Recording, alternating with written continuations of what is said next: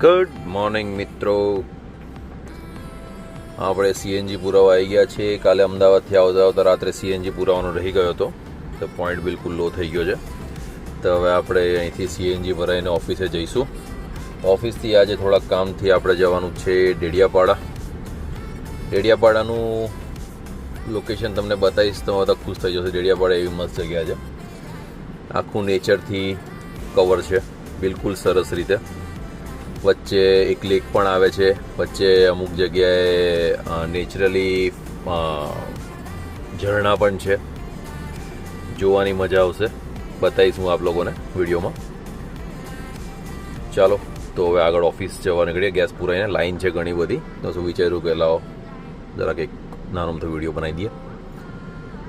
Line છે 4 ગાડી છે આગળ, બધાનો વારો આવશે, વારા પરથી વારો. ચલો મળીએ.